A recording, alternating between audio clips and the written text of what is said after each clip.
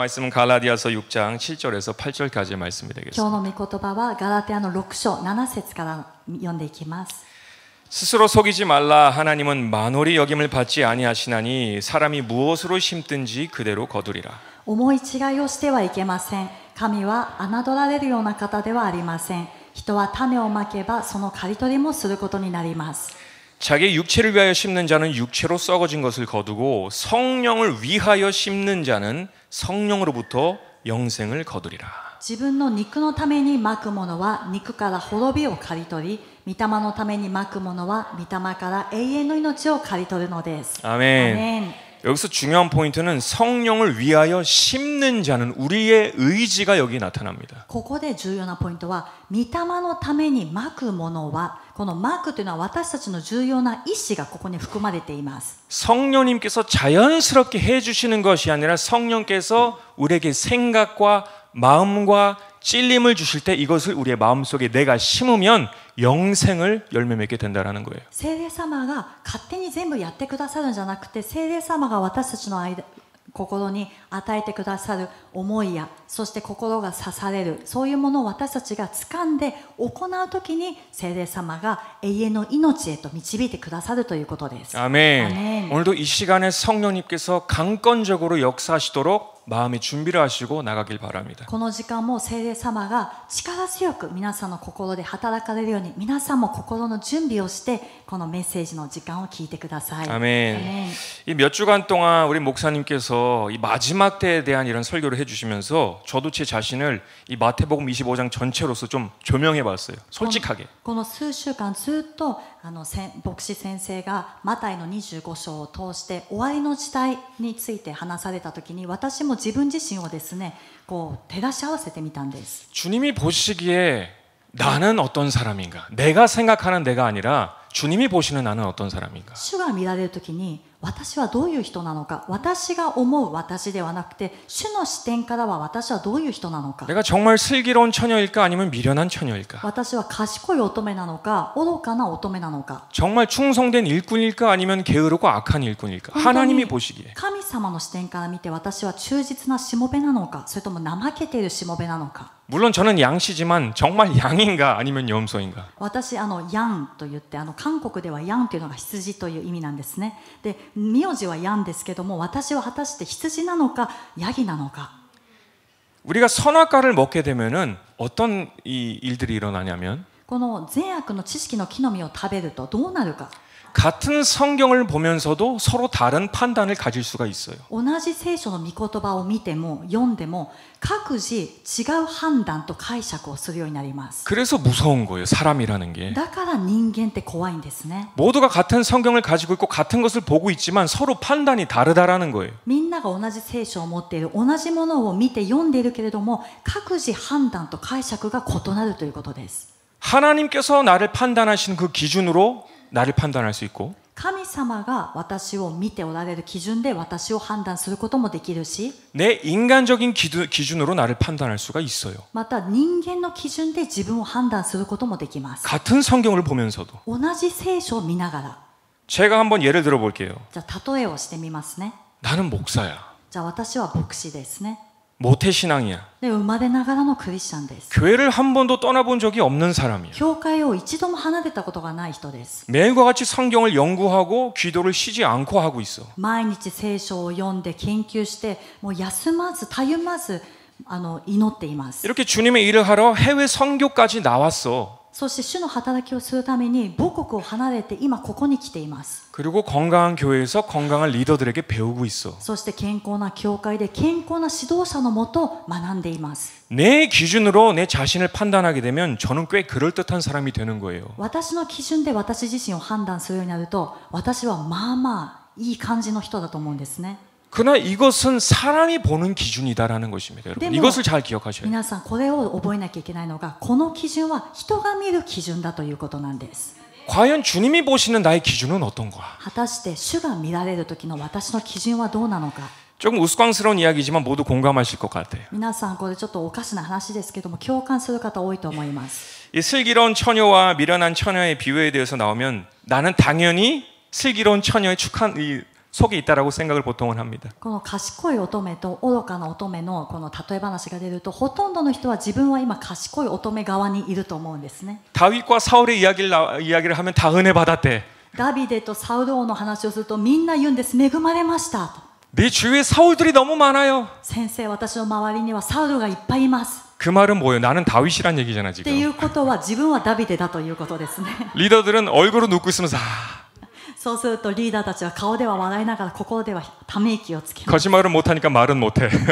嘘はつけないから言葉では言いませんけれども、 근데 속으로는 중보기도 하고 있어요. でも心の中では鳥なしの祈りが始まります。 자기 죄도 알지 못하는 이 죄를 용서하여 自 주시옵소서. 分の罪も悟れていないこの罪人を許してくださいと。 보통 그렇다 이거예요. 우스꽝 소리를 웃으세요. 왜 여러분 안 웃으세요? まあおかしな 마음을 열어야 돼요, おかし 여러분. な話なので皆さん笑っても大丈夫です。 마음을 열어야지 성령님이 역사하시는 거예요. 가까이 한 얼굴로는 성령님이 역사하실 수가 없어요. そして笑う時には笑うというふうに柔らかい心を持った時に聖霊様が働いて触れてくださるんですね。アメン。 양인가 염소인가? 아 나는 염소야. 내가 봐도 난 염소야. で羊とヤギの話をすると、誰が見てもじゃあ自分は今はヤギだ。 나도 알아. 내가 염소인 줄을 自 지금. 分でも自覚しています。今はヤギなんだと。 근데 왜 이상하게 사람들은 갑자기 믿음이 폭발적으로 올라갈 때가 있어요. でもこのメッセージをすると、人はですね、信仰が突然爆発的に成長するんです。 지금은 염소지만 今はヤギだけれども 반드시 양이 될 줄 믿습니다. 必ず羊になると信じます。 신지마스. 信じます。 그렇다라는 거예요. 사람이라는 게. 人っていうのがこういうものなんですね。 내 자신을 냉정하게 판단할 수 없는 게 우리 인간이에요. 기본적으로. 私たち自身を冷静に判断することができないのがこの私たち人間なんです。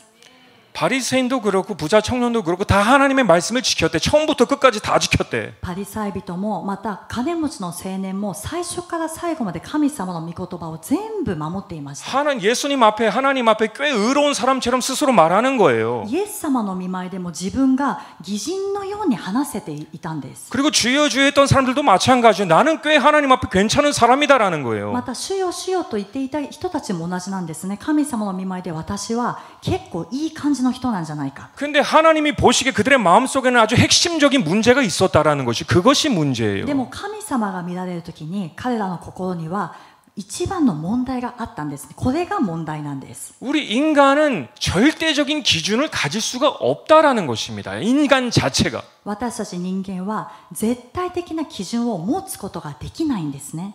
그럼 우리가 물어봐야 될 것은 그럼 나는 어떻게 절대적인 하나님의 기준을 가질 수 있는가? そしたら私たちは聞くべきなんです。どうすればじゃあ私は絶対的な神様の基準を持つことができるのか。 그렇기 때문에 하나님께서는 우리에게 성령님을 보내주셨다라는 사실을 꼭 기억하시길 바랍니다. だから神様は私たちに聖霊様を送ってくださったという事実を忘れてはなりません。 아멘. アメン。 옆에 분들과 인사하도록 하겠습니다. 周りの方と挨拶します。 난 절대적인 기준을 가질 수 없는 사람입니다. 私は絶対的な基準を持つことができない人間です。私は絶対的な基準を持つことができない人間です。 아멘. アメン。 다시 한번 그렇기 때문에 우리에게 성령님을 보내주셨습니다. だから私たちに聖霊様を送ってくださいました。だから私たちに聖霊様を送ってくださいました。 아멘. アメン。 사실은 더 길었는데 짧게 한 거 이거예요. 여러분 기억력이 좀 좋아야 本 될 当 것 は 같아요. ですね、もうちょっと長く隣の人と挨拶しましょうってやりたかったんですけど、皆さんの記憶力のためにこのくらい短くしました。 보통 따라하자고 하면 딱 첫 마디만 해. じゃあ隣の方と挨拶しましょうって言ったら皆さん笑いながら初めの部分だけ言って終わるんですね。 우리에게 가질 수 있는 절대적인 기준은 내가 스스로 가질 수 있는 게 아니라 성령님이 오셔야지 하나님의 가장 깊은 것을 통달하시는 성령님께서 나에게 절대적인 기준을 가르쳐 주세요. 私たちには聖霊様が来られた時に私たちは聖霊様を通して神様の絶対的な基準を持つことができるようになります。 아멘. 그래서 신앙생활은 머리로 하는 게 아니에요. だから信仰生活は頭でするものではありません。 뭐를 해야지, 뭐를 덜 해야지, 뭐를 해야지 머리로 하는 게 아니에요. これやんなきゃいけない、あれやってはいけない、これもっとやんなきゃいけないという頭でやるものではないんです。 신앙생활은 마음으로 하는 것이다라는 사실을 꼭 기억하시길 바랍니다. 信仰生活は心でするものだということを必ず覚えてください。アメン。 성령님이 주시는 음성, 찔림에 계속 귀를 기울이고 있어야 돼요. 聖霊様がくださる御声、そして心の刺されというのをいつもそこに耳を傾けていなければなりません。 아멘. アメン。 요한복음 16장 8절을 보시면 ヨハネの16章の8節を見ると、 성령님이 왜 오셨는가 예수님은 말씀해 주십니다. 聖霊様がなぜ来られたのかについてイエス様がおっしゃっています。 그가 성령님이 와서 죄에 대하여 의에 대하여 심판에 대하여 세상을 책망하시리라. その方が来ると罪について義について裁きについて世にその誤りを認めさせます。 아멘. アメン。 그러니까 내 스스로 신앙생활을 할 수 없다라는 것이 여러분. 아무리 성경을 가지고 있어도 달달 외워도 나는 말씀을 다 지키고 있다라고 해도 성령이 없으면은 아무것도 할 수 없는 거예요. だからどんなに私は聖書いっぱい読んでます、聖書全部暗記しましたと言ったとしても、自分の力では聖霊様なしではこの信仰生活をすることができないんです。 아멘. アメン。 오늘도 나는 성령님의 음성에 매일매일 걸어가야 됩니다.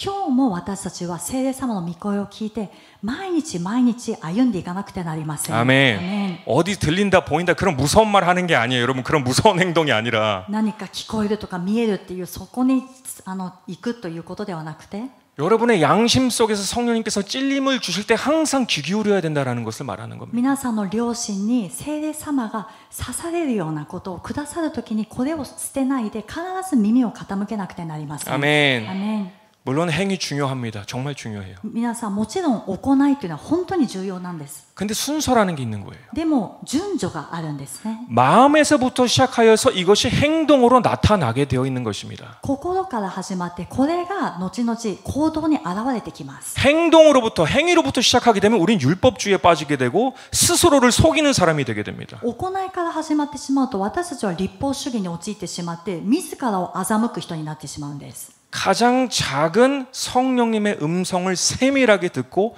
그 음성에 따라 행동하면 내 행동이 바뀌어지게 되어 있어요. 最も小さな細い聖霊様の御声を聞いてその御声に従って行動していくならば私たちの行いというのは必ず少しずつ変わっていくはずなんです。 아멘. アメン。 오늘은 그래서 좀 이론적인 이야기 말고 아주 현실적인 마음으로부터 신앙생활하는 것이 어떤 것인가를 좀 생각해 보길 で 바랍니다. すから今日は理論的な話ではなくて本当に現実的な心でする信仰生活とはどういうものなのかについて話したいと思います。 예전에 한 예화를 들었는데 아 이것이 하나님께서 우리 인간에게 보시는 부분이구나라는 걸 생각할 수가 있어요. 以前ある例え話を聞いたんですけども、これが神様が私たちに見られる部分なんじゃないかなと思ったんです。 한 미신자 남편이 있었습니다. 未信者のノンクリスチャンの旦那さんがいました。 그리고 이 남편은 회사가 먼 탓에 아침 일찍 출근을 해야 돼요. でこの旦那さんはもう出社するためにはもうすごい遠いところに会社があるので朝早く出発しなきゃいけなかったんです。 그리고 아내는 전업주부예요. で奥さんは専業主婦でした。 남편 그날도 아침 일찍 막 옷을 입고 머리를 비듬고 아침도 먹지 못하고 막 허겁지겁 회사로 출근해야 되니까 나가려고 하고 있어요. もう早く急いで旦那さん支度しなきゃいけないので朝食も取らずにもう髪の毛をセットして服を着替えてもう急いでいました。 근데 방에서 아내의 잠에 섞인 목소리가 들려요. でも寝室から寝ぼけたような今起きた妻の声が聞こえたんです。 여보 어제 저녁에 쓰레기 버리는 걸 깜빡했어요. あなた昨夜ゴミを捨てるの忘れたわと。 조금 이따 쓰레기 수거하러 오니까 쓰레기 좀 버려주세요. もう少ししたらゴミ収集車来るから今行くときゴミ捨ててちょうだい。 그리고 다시 잠에 듭니다. それで妻はまた寝てしまったんですね。 이 남편은 한국 드라마 주인공이 아니에요. 皆さんこの旦那さんは韓流ドラマの素敵な旦那さんではありません。 보통 일반 그냥 남편들이에요. 普通の旦那さんです。 폭발을 해버립니다. 爆発したんですね。 지금 출근하기도 바쁜 거 안 보여? 今急いでんの分かんないのと。 회사 늦으면 당신이 책임질 거야? 会社に遅れたらお前が責任取るのか。 하고 문을 쾅 닫아버리고 그냥 それ 가요. で扉をバーンと閉めて出て行ったんです。 자, 중요한 것은 이 이야기는 제 이야기가 아닙니다. 皆さん重要なことはこれは私の話ではありません。 절대 오해하지 마세요. 誤解はしないでください。 미혹에 빠지지 마세요. 欺かれてはなりません。 이랬던 남편이 하루에 이 회사 동료에게 초대를 받아요. でこういう旦那さんがある日会社の同僚に招かれました。 교회 집회로 같이 가자. 教会の集会に一緒に行こう。 그냥 한번 따라갔는데 じゃあちょっとついて行ってみるかって言ってみたところ、 거기서 예수님을 확 만나버린 거예요. そこでイエス様に出会ったんです。 성령님까지 임하셨네. もう聖霊様が来ちゃったんですね。 여기서 중요합니다. 집중해 주세요. 皆さんここからの話聞いてくださいね。 똑같은 일이 그 다음날 반복나요. 同じこ 일어나요. とが次の朝また起きたんです。 미신자였을 때랑 이제는 성령님을 받은 사람이에요. 先ほどの話は未信者だった時、そして今からの話は聖霊様を受けたクリスチャンです。 출근하려고 막 바쁘고 막 나가려고 하는데 もう出勤しようと急いでいでいる時に 아, 똑같은 소리. 마귀의 소리가 들리네. 시험의 소리가 들리네. 同じ声、悪魔の声かって思うようなささやきが聞こえてくるんですね。 자기야 어제 저녁에 쓰레기 버리는 걸 깜빡했네. あなた昨夜ゴミを捨てるの忘れたわと。 조금 이따 쓰레기 수거하니까 가는 길에 쓰레기 좀 버려줄래? もう少ししたらゴミ収集が来るから行く時に捨ててちょうだい。 여러분의 생각은 이 남편이 어떻게 행동했을 것 같아요? 皆さんはこのクリスチャンになった男性どのように行動したと思いますか？ 정답을 말하려고 하지 말고 그냥 생각하는 대로 말해주세요. なんか頭でですね、正しい回答を考えないで思った通りに考えてください。 보통 이런 생각이 들 거예요. 普通はこう思うと思います。 아이고 이런 わあ、私の愛する妻よと。 우리 사랑스러운 아내 부탁인데 내가 거절할 수가 있나? 私の愛しい妻が願い事をしているのにどうやって拒むことができるか。 회사에 잘리는 일이 있어도 나는 이것을 들어주고 가야지. 会社をクビになったとしても私はあなたの願いを聞いてあげるよと。 이랬으면 좋겠죠. 皆さんそうだと思いますか？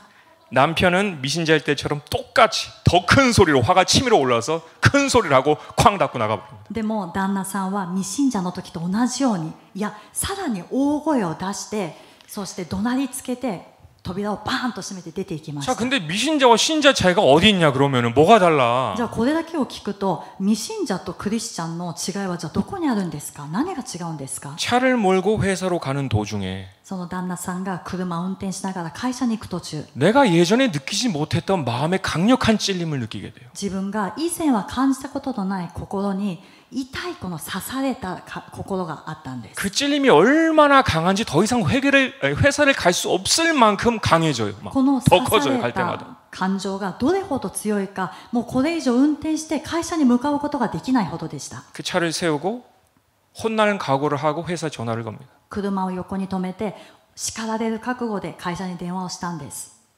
저 조금 늦을 것 같습니다. 죄송합니다. 申し訳ございません、少し遅れますと。 그리고 집으로 돌아가서 몰래 쓰레기를 버려주고 다시 회사로 갑니다. そして家に戻ってゴミを捨ててもう一度会社に行ったんですね。 저는 한 금씩 이 장을 보러 매주 가요. 교회 장을 보러. 私は教会のこの買い出しに行くために毎週行きます。 이 권사님이랑 갈 때는 이 이동 거리에 대화를 하면서 보통 가는데 監視さんと一緒に行くときにはこの移動の途中にですね、会話をしながら行きます。 근데 혼자 갈 때가 있어요. でも一人で行くときもあるんです 우리 ね。 유스 뭐 물품 사러 간다든지 아니면 뭐 쌀을 사러 간다든지 그럴 때 ユースの何か必要なものを買いに行ったり、そして教会の米を買いに行ったりするときは一人で行ったりします。 그리고 항상 찬양을 틀고 가요. 은혜 받으면서 제가. で賛美をつけて流しながら恵まれながら運転していま 그래서 す。 저한테는 그 시간이 되게 좋아요. 재밌어요. だから私にはその時間がとても恵まれるいい時間なんですね。 잘 가고 있는데 한 번씩 있잖아요. 한 번씩. 皆さんよく運転してるときにたまにあります。 아니 사인도 안 주고 확 들어온다든지 ウ 내 イン 앞에. カーをつけずにそのままさっと入ってくる車があったんですね。 앞에 빨간불인데 확 지나간다든지 위험하게 운전을 そ 한다든지. して赤信号なのにすごい勢いで行ってしまう危険な運転をしている車。 은혜 받고 있었던 양 목사였는데 恵まれていたヤン牧師だったのに 아니 10대에 초록색 헐크로 변하는 내가 있어. 10代の緑色の怪物ハルクに変身する自分がいたんです。 물론 막 욕을 하거나 그러진 못하죠. 그래도 목사인데. 皆さんだからといって怒鳴りつけたり睨んだりそういうことはしません 그럼 よ。 벌써 이 생각이 어디까지 가 있어? 아니 그 정도는 아니고 皆さんの想像では爆発しているヤン先生があるかもしれないけどそのくらいではありません。 마음을 말하는 거야 마음. でも私は今心を話しています。 아, 저 사람 뭐 하는 사람이야. あの人何なんだと。 하나님 한번 천둥을 내리셔가지고 한번 정신 차리게 해주세요 좀. 神様本当に稲妻でもやって雷でもやってこのちゃんと正気に戻るようにあの人をやって 막 하다가 でもう心ではですねイライラしながら 이게 좀 내려가잖아요, 감정이. で感情が収まって、 근데 찬양은 계속 흐르고 있어. でも賛美はずっと流れています。 그러면 정말 현타가 와요. そしたらもう現実に戻るんですね。 내가 뭐지? 私は何やってるんだと。 난 무슨 사람이지? 私はなんていう人間なんだ。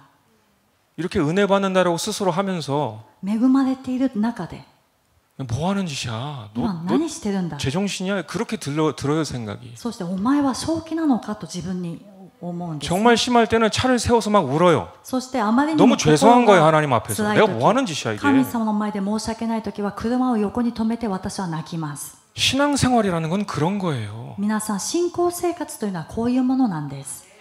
마음이 없는 신앙생활은 아무런 의미가 없어요. 心のない信仰生活は何の意味もありません。 우리가 주님 앞에 처음 주님을 만났을 때 여러분 마음이 어땠습니까? 바로 이랬어요. 皆さんが初めて主に出会った時、皆さんの心はどうだったんですか。まさに柔らかいこのような状態だったんです。 왜 이제는 로봇가 되어버린 것입니까? 이해가 안 돼요. でもなぜ皆さん今はロボットのようになってしまいましたか。 머리는 커질 대로 커졌는데 마음은 점점 작아져. 頭はどんどん大きくなって心はどんどん小さくなっていく。 신앙생활은 머리가 작아지고 마음이 커지는 것입니다. でも信仰生活は頭は小さくなって心が大きくならなきゃいけないものです。 이것이 진짜 신앙생활이에요. 엉뚱한 곳에 집중하지 마세요. だから変なものに集中しないで、これが本当の信仰生活なんです。 그게 하나님의 구원의 인치심이에요. 성령의 음성에 귀 기울이는 것이에요. それが神様からの救いの印であって、聖霊様の御声に耳を傾けることなんですね。 아멘. アメン。 하나님은 우리를 어디를 보시는가? 항상 마음을 보세요. 神様は私たちのどこを見られるのか、いつも心を見ておられます。 하나님이 저와 여러분을 왜 부르셨겠습니까? 우리가 뭐 잘나서 더 특별하게 사랑해서 더 잘생겨서가 아니에요. 神様はなぜ皆さんと私を呼ばれたでしょうか。私たちが何か特別だから、それとももっと愛しているから、あるいは外見が優れているから、とんでもないんです。 딱 한 가지예요. 딱 한 가지. ただ一つなんですね。 여러분의 마음이 조금이라도 더 하나님의 음성에 응답할 수 있는 사람이니까 여러분을 보시고 부르신 거예요. 皆さんの心が少しでも神様の御声に応える人であるというその心を見られたから神様は皆さんを呼ばれました。 조금이라도 덜 다른 사람들보다 강팍하니까 먼저 여러분을 부르신 거예요. もしかしたら他の人よりももっと堅くなだから皆さんを先に呼ばれたかもしれません。 다른 이유가 하나 없어요. 그거예요. 단지 하나. だから他の理由ではなくてその心の理由で皆さんを呼ばれたんです。 이제 하나님께서는 사울 왕을 그 강팍한 사울 왕을 버리세요. 神様は堅くななサウル王を退けられました。 처음에 사울도 순수했죠. 最初はサウルも純粋だったんですね。聞く耳を持っていたんです。 점점 강팍해져. だんだん堅くなになったんです。 이제 사울을 버리고요. もうサウルは見捨てられてしまった。 사무엘 선지자를 이세 집에 보냅니다. 이세 집에. で、預言者サムエルをエッサイの家に送りました。 사무엘상 16장 1절 보시면 第一サムエルの16章の一節。 여호와께서 사무엘에게 이르시되 내가 이미 사울을 버려 이스라엘 왕이 되지 못하게 하였거늘 네가 그를 위하여 언제까지 슬퍼하겠느냐 너는 기름을 뿔에 채워 가지고 가라 내가 너를 베들레헴 사람 이새에게로 보내리니 이는 내가 그 아들 중에서 그 한 왕을 예선하였음이니라. 主はサムエルに仰せられた。いつまであなたはサウルのことで悲しんでいるのか。私は彼をイスラエルの王位から退けている。角に油を満たしていけ。あなたをベツレヘム人エッサイのところへ使わす。私は彼の息子たちの中に私のために王を見つけたから。 자, 재밌는 것은 무엇이냐면 하나님의 사람 사무엘 선지자조차도 하나님이 보시는 그 마음을 정확하게 보지 못해요. 그래서 혼란스러워요. で、面白いのは神の人である預言者サムエルでさえも神様のその言われた計画をですね、마음을 보지 못하니까. 心を見ることができなかったんです。 그래서 혼란스러워합니다. それで混乱していました。 이세 아들들이 하나씩 와요. エッサイの息子たちが一人また一人と。 자, 6절 보시길 바랍니다. 6節。 그들이 오매 이 이세의 아들들이 오매 사무엘이 엘리압을 보고 마음에 이르기를 여호와의 기름 부으실 자가 과연 그 앞에 있도다 하였더니 彼らが来た時サムエルはエリアブを見て確かに主の前で油を注がれるものだと思った。 그러니까 선지자 사무엘조차도 하나님처럼 마음을 정확하게 보지 못하니까 아 엘리압 정도면은 왕이 될 사람이구나라고 스스로 생각한 거예요. だから預言者サムエルでさえも神様のその心を見ることができなかったので、エリアブを見たときに、この人だったら王になれる人だなと思ったんです。 근데 하나님이 엘리압에 대해서 어떻게 생각하시는지 보길 바랍니다. でも神様はエリアブについてどう思われているのかを見てみましょう。 7절 7節 여호와께서 사무엘에게 이르시되 그 용모와 신장을 보지 말라 내가 이미 그를 버려놓으라. 여기까지 먼저 읽겠어요. しかし主はサムエルに仰せられた。彼の容貌や背の高さを見てはならない。私は彼を退けている。 먼저 여기까지 ま 읽겠습니다. ずここまで見ますね。 자, 여기 하나님께서 내가 이미 그를 버려놓으라라고 하는 게 누구일까요? 神様が私は彼を退けているとは誰のことを言っていると思い 우리는 ますか？ 많은 경우 이 부분을 사울 왕이라고 생각을 합니다. 그런데 문맥적으로 보면 아니에요. でも多くの人はこの部分をサウル王のことだと思うんですけども、この文脈を見てみるとサウル王ではありません。 하나님은 분명하게 사무엘이 지금 보고 있는 것에 대해서 지금 말하고 있는 거예요. 神様は今確かにサムエルが目の前で見ている状況について話していま 그러니까 す。 누구냐? 엘리압을 이미 버리셨다라는 것입니다. それはどういう意味か、エリアブをすでに退けているという意味なんです。 근데 우리는 이제 궁금해지죠. 아니 하나님께서 엘리압을 사용해 보신 적도 없는데 이미 버리셨다라니 그게 무슨 말이야? 神様はエリアブを用いられたこともないのにすでに退けられたっていうのはどういう意味でしょうか。 그 답은 연결되는 구절에서 나오는데 でその答えはつながっている箇所から見ることができます。 나의 보는 것은 사람과 같지 아니하니 사람은 외모를 보거니와 나 여호와는 중심을 보느니라. 人が見るようには見ないからだ。人は上辺を見るが主は心を見る。 아멘. アメン。 우리가 알 수 있는 것은 하나님께서 보신 엘리압의 마음은 사울 왕과 그다지 다르지 않았다라는 것을 알 수가 있어요. 私たちがここで見ることができるのは、神様が見られるエリアブの心はサウル王の心とそれほど変わらなかったということです。 사울 왕이나 엘리압이나 그 마음은 그 나물의 그 반찬이라라는 거예요. 그 サウル王 밥이라는 の 거예요. 心、そしてエリアブの心はどっちもどっちだったんです、ね。 그래서 이미 버렸다라는 것이 내가 쓸 수 없는 사람이다라는 も 것입니다. うすでに退けている、私が用いることはできない人だと。 자, 그럼 하나님은 다윗을 왜 부르셨는가? じゃあ神様はダビデをなぜ呼ばれたのか。 사무엘상 13장 14절 후반부를 보시면 13, 13章 14の14節。 여호와께서 그 마음에 맞는 사람을 구하여 그 백성의 지도자를 삼으셨느니라 하고라고 되어 있어요. 13節。 아, 중상쇼 주용세츠 고항. 主はその人をご自分の民の君主に任命しておられる。あなたが主の命じられたことを守らなかったからだ。主はご自分の心にかなう人を求め、主はその人をご自分の民の君主に任命しておられる。 아멘. アメン。 마음이 지분의 고코로니 가나오 히토라고 했습니다. 마음이 중요하다라는 것을 알 수가 있어요. ご自分の心にかなう、この心というのが重要なポイントなんです。 하나님이 다윗을 부르신 이유는 그 마음이었어요. 다른 것을 보지 않고 그 마음이 절대적으로 중요했다는 것입니다. 神様がダビデを呼ばれた理由は他のものではなくてその心だったんですね。心がとっても重要だったんです。 이처럼 하나님께서는 저와 여러분을 마음을 보시고 부르셨어요. 다른 것을 본 게 하나도 아니에요. このように神様は皆さんと私の心を見られたんですね。他のものではありませんでした。 그러니까 한때 성령님께 민감했던 적이 우린 있었죠. 한때. だからかつて皆さんも聖霊様の御声に敏感だった時があったはずです。 조금만 잘못해도 막 하나님께 죄송하고 눈물이 나고 少しでも何か過ちをしてしまったら神様に申し訳なくて涙が出てくる。 그때를 보시고 하나님은 여러분을 부르신 거예요. その時の皆さんの心を見られて神様は皆さんを呼ばれたんです。 근데 문제는 지금 이것입니다. 오늘 우리에게 문제는 이것인데 네, 그 마음이 다 어디 갔냐라는 거예요. 그 사람은 어디 갔냐라는 거예요. でも問題は今ですね、私たちその人はどこに行ってしまったのかということなんです。 그 성령님께서 주시는 그 마음에 민감했던 눈물 흘리던 민첩했던 사람 얼굴은 그대로고 이름은 그대로인데 어디 갔냐라는 거예요. 神様の御前で涙を流して、そして心が刺されたらすぐに反応していたその人、顔も名前も同じなのにこの人は一体どこに行ってしまったのでしょうか。 얼굴은 아주 딱딱해져서 아무런 표정이 없어. 더 이상 슬프지도 않고 기쁘지도 않아. 顔はもう喜びもない、悲しみもない、もう硬い表情になってしまいました。 아는 건 많이 있으니까 티를 안 내려고 내색을 엄청 하지만 마음에는 썩어 있어. そして知っていることはどんどん積み重なっていくから、この外側ではその見えない、見せなくても中ではどんどん心が腐っていってるんです。 강팍한 마음이 가장 위험하다라는 사실 여러분 꼭 기억하시길 바래요. 皆さん、堅くなな心が一番危ないという事実を心に留めてください。 제가 오늘 메시지를 준비하면서 이거는 좀 공개적인 찔림이 되길 원하시는 하나님의 음성이로 이것을 같이 듣길 바라는 것은 今日のメッセージを準備しながらも、これは公開的に皆さんの中で刺されるという思いが生じるためにこういうメッセージがあると信じています。 이것은 여러분 한 사람 한 사람에게 주시는 하나님의 음성이라고 생각하고 같이 읽길 바래요. これは神様が皆さん一人一人に与えてくださる神様の御声だというふうに信じて読みたいと思います。 히브리서 3장 7절에서 11절까지 말씀입니다. ヘブルの3章の7節から12節まで読んでいきます。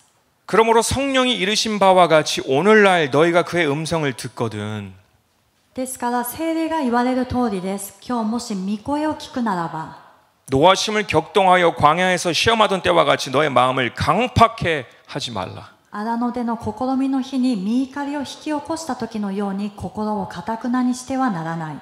거기서 너희 열조가 나를 시험하여 증험하고 40년 동안의 나의 행사를 보았느니라. あなた方の先祖たちはそこで私を試みて証拠を求め40年の間私の技を見た。 그러므로 내가 이 세대를 노하여 가로되 저희가 항상 마음이 미혹되어 내 길을 알지 못하는도다 하였고 だから私はその時代を憤っていった。彼らは常に心が迷い私の道を悟らなかった。 11절이 정말 중요한데요. 내가 노하여 맹세한 바와 같이 저희는 내 안식에 들어오지 못하리라 하셨다 하였으니 11節がとても重要なんですけれども、私は怒りを持って誓ったように決して彼らを私の安息に入らせない。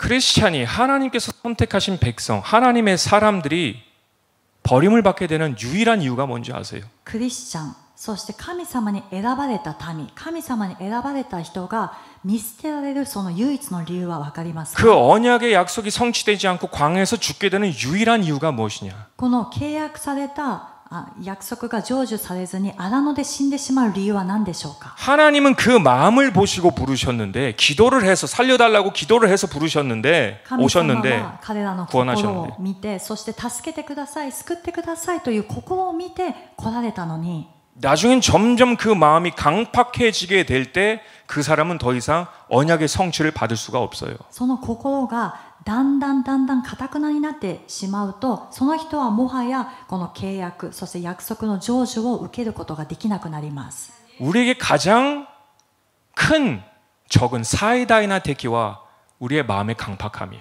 私たちにとって最大の敵は心の堅くなさなんです。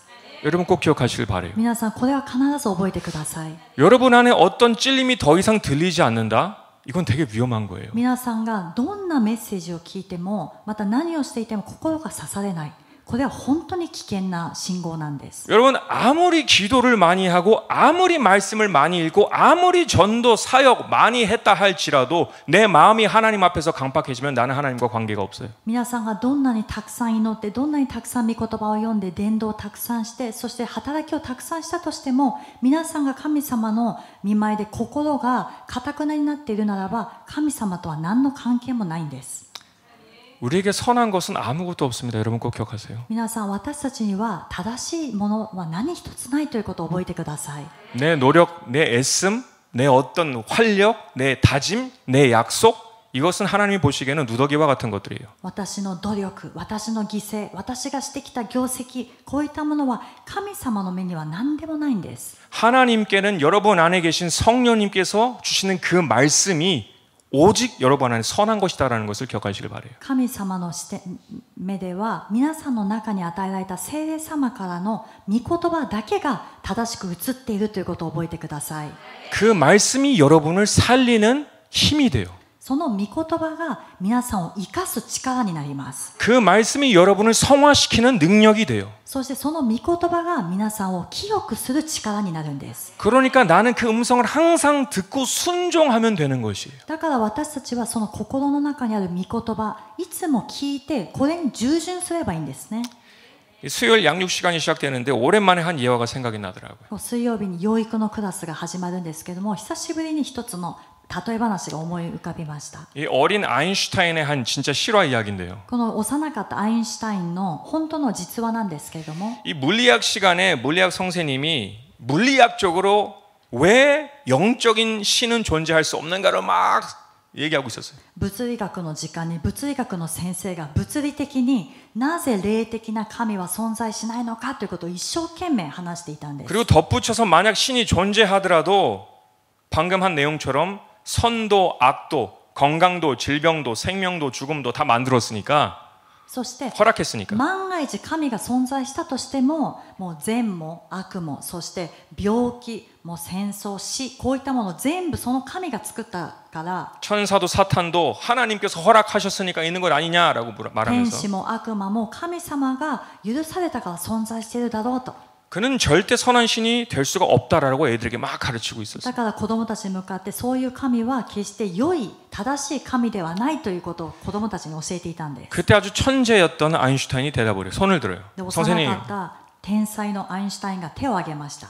선생님 어둠을 보신 적 있으신가요? 라고 물어봅니다. 先生、暗闇を見たことありますか？ 엉뚱한 질문에 성스님은 아주 퉁명스럽게 답을 합니다. 変な質問だなと思った先生はこう答えたんです。 그게 무슨 질문이야? 무슨 바보 같은 질문이야? 당연히 어둠을 본 적이 있지. なんだそのバカみたいな質問は当たり前だろうと、暗闇を見たことあるに決まってんだろうと言ったんです。 아인슈타인은 다시 한번 물어봅니다. アインシュタインがまた聞いたんですね。 성스님 차가움을 느끼신 적 있으신가요? 물어봐요. 皆さん、先生、冷たいって感じたことありますか？ 약간 짜증난 목소리로 바보 같은 질문을 더 하려면 자리에 앉거라라고 얘기를 해요. 화를 내요. 苛立った先生はそのバカみたいな質問を続けんだったら座りなさいって怒 당연히 ってしまったん 차가움을 です。 느낀 적이 있지. 当然だろう、冷たいって感じたことあるに決まってるだろうと。 그때 아인슈타인은 말을 해요. その時アインシュタインが答えました。 성세님 사실 물리학적으로 보면 성세님이 보신 어둠이란 존재하지 않습니다. 先生、実は物理学的に見ると先生がおっしゃった暗闇というものは存在しませんと。 차가움도 물리학적으로 보면 존재하지 않아요. 物理学的に見ると冷たいと感じるのも存在しません。 그리고 설명을 해요. それで説明を加えたんです。 우리가 어둠을 보는 이유는 어둠이라는 물리적인 요소가 있어서가 아니라 私たちが暗闇というふうに感じて見るものは暗闇という物理的な要素があるのではなく、 빛이 없을 때 나타나는 자연스러운 현상입니다라고 말을 해요. 光がない時に現れる自然現象ですと言ったんです。 우리가 차가움을 느끼는 이유도 마찬가지로 私たちが冷たいと感じる理由も同じ。 차가움이라는 물리적인 요소가 있어서가 아니라 この冷たいというその物理的な要素があるからではなくて、 따뜻함이라는 물리적인 요소가 부재할 때 찾아오는 반응입니다라고 해요. 暖かさというその要素が不在ない時に訪れる自然現象ですと伝えたんです。 말이 되죠? どういう意味か分かりますか？ 마찬가지로 하나님이 선하지 않아서 同じように神様が正しくないから 사탄을 만들고 악을 만들고 전쟁, 질병, 죽음을 만드신 것이 아니라 허락하신 것이 아니라 悪魔を作ったり、また死を作ったり、病を作って戦争を作ったのではなくて、 모든 만물 속에 있어야 할 그 하나님이 그 마음속에 계셔야 할 하나님이 부재하실 때 そのすべての万物の中におられなくてはならない神様、すべての人の心にいなきゃいけないはずの神様がいないとき、 그때 인간은 괴물이 되고 その時人間は怪物になるんです。 천사가 사탄이 되고 天使は悪魔になります。 영원한 생명이 죽음과 질병으로 된다라고 얘기를 했어요. 永遠の命が死と病になると言いました。 여러분 안에 하나님이 계셔야 돼요. だから皆さんの中に神様がいなきゃいけません。 하나님의 영이 여러분 안에 계셔야지 여러분은 생명이 있는 것입니다. 神様の皆さんの中に神様の霊があった時に皆さんが命となることができます。 여러분이 아무리 인간적으로 노력을 해도 내가 아닌 척을 해도 하나님의 영으로 인도함을 받지 않으면 나는 괴물이에요, 여전히. 皆さんがどんなに人間的に顔ではそう見せないように努力をしていたとしても神様の霊がなければ皆さんは怪物のままなんですね。 하나님의 말씀대로 살아야지 나는 인간답게 살 수가 있습니다. 神様の御言葉の通りに生きていくときに私は人間らしく生きていくことができます。 아멘. アメン。 우리의 삶 속에는 하나님의 말씀이 너무 중요해요. 私たちの人生、生活の中では神様の御言葉というのは本当に重要になります。 열왕기하 4장을 보면 다시 한번 저는 하나님의 말씀이 우리 삶 속에 얼마나 중요한가라는 생각을 다시 해보게 됐어요. 第一列王記の4章を見ると神様の御言葉が私たちの人生においてどれほど重要なのかということを改めて感じることになりました。 엘리사 선지자가 생도들이 있는 길갈이라는 곳으로 가요. その預言者エリシャがギルガルというところに行ったんです。 근데 그곳은 흉년으로 막 지금 음식이 없어요. 먹을 게 없어요. でそこは飢饉だったので食べ物がありません。 근데 이 엘리사 선지자가 생도들에게 얘기를 해서 같이 식사를 하자, 좀 준비해라라고 얘기를 합니다. で預言者エリシャが人々に言って食事の用意をしなさい、一緒に食べましょうと言ったんです。 이 생도들이 그래서 막 채소를 캐러 다녀요. でその周りの人たちが食べれるような草をですね摘みに行ったんですね。 근데 자기도 모르게 독이 든 채소를 가져와 가지고 국을 만듭니다. でも自分も気づかないうちに毒がある草を持ってきて、これで煮物を作ってしまったんです。 생도들이 먹다가 이 독이 든 채소를 발견해서 다들 막 기겁을 해요. それでみんな食べてるうちに毒があるってことでもう慌ててしまったんです。 그리고 이 엘리사 선지자에게 얘기를 하죠. 독 있는 국을 먹었습니다라고. 預言者エリシャに言いました。毒がある煮物を食べてしまいました。 근데 엘리사의 반응이 너무 재밌는데 아주 알았다는 듯이 가루를 가져와서 솥에 던지고 다시 먹으라는 거예요. でもエリシャの反応がすごいおかしいんですけども、すごい落ち着いた雰囲気で粉を持ってきてそこに入れて、もう一度その煮物を食べなさいと。 너무 황당하죠. 다시 먹으라는 거예요. もうまた食べなさいってどういうことなのかな。 근데 다시 가루를 넣어서 퍼먹으니까 독이 해소가 됩니다. 그 가루를 통해서. でその粉を入れてその煮物を食べた時に粉によってちゃんと毒が解毒された状態になったんです。 엘리사가 왜 이런 행동을 했을까라는 궁금하잖아요. どうしてエリシャはこういう行動をしたのかなと。 그리고 42절, 43절 보시면은 또 하나의 사건이 생기는데 で42、43節を見るとまた別の出来事があります。 한 사람이 바알 살리사에서부터 와서 처음 익은 식물 곧 보리떡 20과 또 자루에 담은 채소를 하나님의 사람에게 드린지라 저가 가로되 무리에게 주어 먹게 하라. ある人がバールシャリシャから来て神の人に発音のパンである大麦のパン20個と1袋の新黒糖を持ってきた。神の人はこの人たちに与えて食べさせなさいと命じた。 자 43절 그 사원이 가로되 어찌미니까 이것을 100명에게 베풀겠나이까 하나 엘리사는 또 가로되 무리에게 주어 먹게 하라. 딱 거기까지 읽겠습니다. 彼の召使いはこれだけでどうして100人もの人に分けられましょうと言った。しかしエリシャは言った。この人たちに与えて食べさせなさい。主はこうせられる。彼らは食べて残すだろう。 먹게 하라라고까지 얘기를 했어요. 食べさせなさいと言ったんですね。 이 사원은 당황합니다. 사람이 이렇게 많은데 이것을 어떻게 먹일 수 있습니까? 오병이어의 사건과 비슷한 그거예요. 네, 엘리사. エリシャはもうびっくりしたんですね。この人たちにどうやって食べさせることができるんですか、この量でと。 부족합니다. 足りないです。 근데 그냥 그렇게 하라라는 거예요. 또 で 엘리사는. もそうしてと言ったんです。 엘리사는 뭘 믿고 그렇게 했을까요? エリシャは何を信じてそうしなさいと言ったでしょうか。 아까 방금 43절의 마지막 부분이 바로 해답이 됩니다. 先ほどの 43節. 43節の下の部分が答えになります。 여호와의 말씀이 무리가 먹고 남으리라 하셨느니라라는 主 것입니다. はこう仰せられる。彼らは食べて残すだろうと。 아멘. アメン。 주님이 주신 말씀대로 내가 행하게 되면 기적이 일어난다라는 것입니다. 主が言われた御言葉の通りに行うときにありえない奇跡が起こるようになるということなんです。 아멘. アメン。 44절. 44節。 저가 드디어 무리 앞에 베풀었더니 여호와의 말씀과 같이 다 먹고 남았더라. そこで召使いが彼らに配ると彼らは食べた。主の言葉の通りそれは有り余った。 아멘. アメン。 여러분의 인생이 마치 독을 마신 것처럼 다 끝났다라고 생각하십니까 혹시?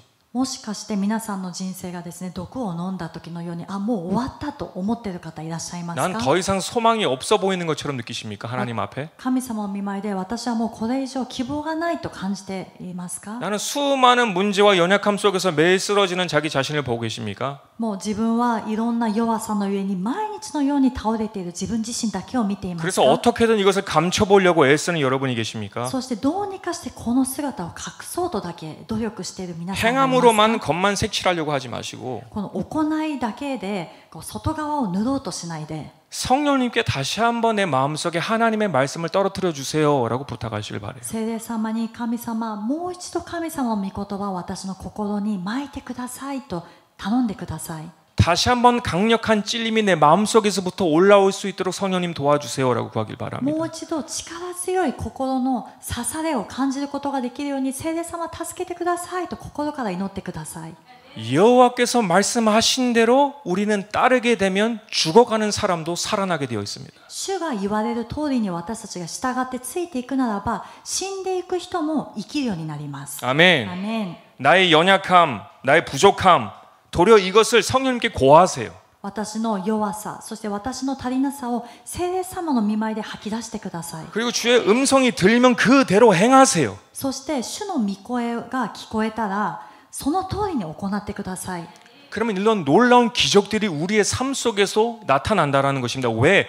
여호와의 말씀이 중요하기 때문입니다. そしたら驚くべきこういう奇跡が私たちの人生でも起こるようになるんですね。なぜかというと聖霊様が 중요한 것이기 때문에 그 부분의 말씀이 중요한 것이기 聖 때문에. 霊様の御言葉がその方の御言葉が重要だからです。 아멘. アメン。 여러분이 꼭 이 말씀을 잘 이해하셨으면 좋겠어요. 신앙생활은 머리로 하는 게 아니라 마음으로 해야 됩니다. 皆さんがこのことを心に留めてほしいんですね。信仰生活は頭でするのではなくて心でするものです。 성령님의 인도함을 받아야지 나는 하나님의 자녀가 될 수 있어요. 聖霊様の導きを受けたとき、私たちは神様の子供になることができるからです。 그리고 가장 조심해야 될 것은 마음의 강팍함입니다. 一番重要、気をつけなきゃいけないのは心の堅くなさなんです。 그런 생명으로 넘치시는 늘 여호와의 말씀대로 행할 때 그 말씀의 능력으로 되살아나시는 저와 여러분 되시기를 축복합니다. そしていつも御言葉がまかれて、そしてその御言葉に従って命があふれる皆さんと私になるように主の皆で祝福いたします。 아멘. アメン。 우리가 お 기도하시겠습니다. 祈りします。